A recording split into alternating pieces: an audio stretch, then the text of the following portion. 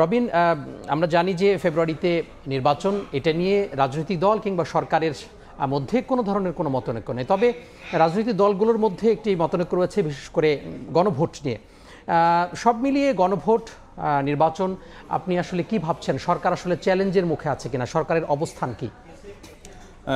যদিও আমরা দেখছিলাম যে মাঠের রাজনীতিতে আসলে যে গণভোট কবে হবে, সেটি কি নির্বাচনের দিন হবে নাকি নির্বাচনের আগে হবে, সেটা নিয়ে কিন্তু বেশ বিতর্ক ছিল।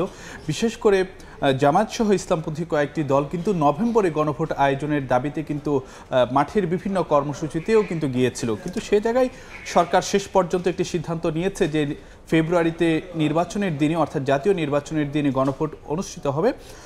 তো সেই জায়গাতে আজকে অর্থ উপদেষ্টা তিনি সরকারি ক্রয় সংক্রান্ত উপদেষ্টা পরিষদের বৈঠক শেষে গণমাধ্যমের সঙ্গে কথা বলেছিলেন এবং সেখানে জাতীয় নির্বাচন ও গণভোটের যে বিভিন্ন যে চ্যালেঞ্জের বিষয়টি, সেগুলো নিয়েই কিন্তু যে তার কথাবার্তায় কিন্তু এসেছে। এবং সেই জায়গায় তিনি আসলে যে কথাটি বলছেন যে গণভোট এবং জাতীয় নির্বাচন একই দিনে হওয়াটা অবশ্যই চ্যালেঞ্জের, কিন্তু সে চ্যালেঞ্জ থাকলেও সেটি গ্রহণ করতে হবে, সে কথাটাই কিন্তু তার কথায় এসেছে। এবং তার অর্থ উপদেষ্টা যে কথাটি বলেছেন যে আলাদা দিনে যদি নির্বাচন ও গণভোট হয়, সে কাজটাও কিন্তু যে সহজ হবে না। তিনি সেখানে বেশ কিছু বিষয়াশয় তুলে এনেছেন, যেমন রিটার্নিং কর্মকর্তা থেকে শুরু করে নির্বাচন পরিচালনার সঙ্গে যুক্ত যে অন্য যে লোকবল রয়েছে, তাদেরকে 2 দিনে নির্বাচনী কার্যক্রমের সঙ্গে যে সম্পৃক্ত করাটা, সেটি আসলে যে খুব সহজ কাজ নয়। এবং সেক্ষেত্রে তিনি বলেছেন যে একই দিনে 2টি ভোট হওয়াটাই কিন্তু যে তুলনামূলকভাবে ভালো হবে।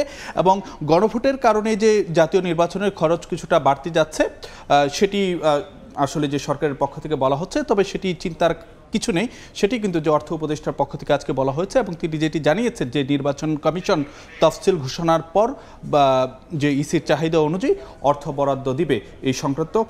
তো তামিম, নির্বাচন কমিশনও কিন্তু যে ভোটের নানা প্রস্তুতি সম্পন্ন করছে বা এগিয়ে নিচ্ছে, সেই সংক্রান্ত আমাদের কাছে একটি প্রতিবেদন রয়েছে।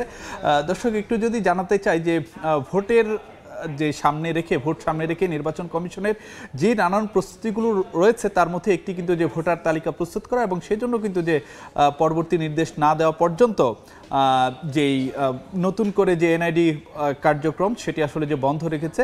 রবিন, একটি বিষয় সেটি হচ্ছে যে 300 আসনে জাতীয় নির্বাচন বিশাল একটি কর্মযজ্ঞ। আসলে প্রস্তুতির শেষ নেই এবং অনেক প্রস্তুতি আছে সামনে। নির্বাচন কমিশনের আর কি কি প্রস্তুতি আছে, চ্যালেঞ্জ কি কি আছে, আমাদের একটু জানাবেন।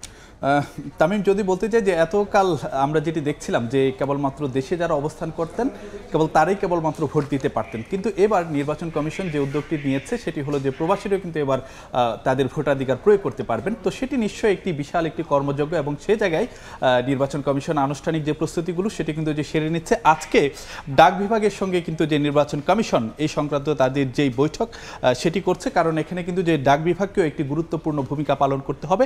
এবং আর এই যে প্রবাসীদের যে ভোট দেওয়া, সেটি আসলে যে তাদেরকে ওয়েবসাইটে যে নিবন্ধন করতে হচ্ছে, এবং এই 6 দিনে 23,000-এর বেশি কিন্তু যে নিবন্ধন হয়েছে। এবং এখানে আমরা যেটি দেখতে পাচ্ছি যে দক্ষিণ কোরিয়ার যে প্রবাসীরা তারা কিন্তু এগিয়ে রয়েছেন। এবং অন্যদিকে একটি বিষয় যদি জানাতে চাই যে ভোটার তালিকা প্রস্তুত করার জন্য যে ঠিকানা পরিবর্তন এবং যে এনআইডি সংশোধন যে কার্যক্রম, সেটি আপাতত বন্ধ রেখেছে নির্বাচন কমিশন। এবং তার কারণ হিসেবে যেটি বলা হচ্ছে যে এই মুহূর্তে যদি এনআইডি সংশোধন করা হয়, যেহেতু নির্বাচন কমিশন এখন যে ভোটার তালিকা প্রস্তুতের দিকে এগিয়ে যাচ্ছে, তো সেই জায়গাতে যদি এনআইডি সংশোধন করা হয়, তাহলে দেখা যাবে যে ভোটার তালিকাতে একরকম তথ্য থাকবে, আবার তার এনআইডিতে দেখা যাচ্ছে যে আরেক রকম তথ্য থাকবে। তো সেই কারণেই আপাতত যে এনআইডি সংশোধন যে কার্যক্রমটি, সেটি আসলে বন্ধ রাখা হচ্ছে।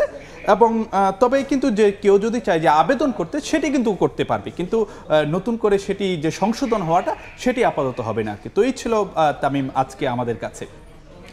আমাদের সাথে যুক্ত হওয়ার জন্য অসংখ্য ধন্যবাদ রবিন।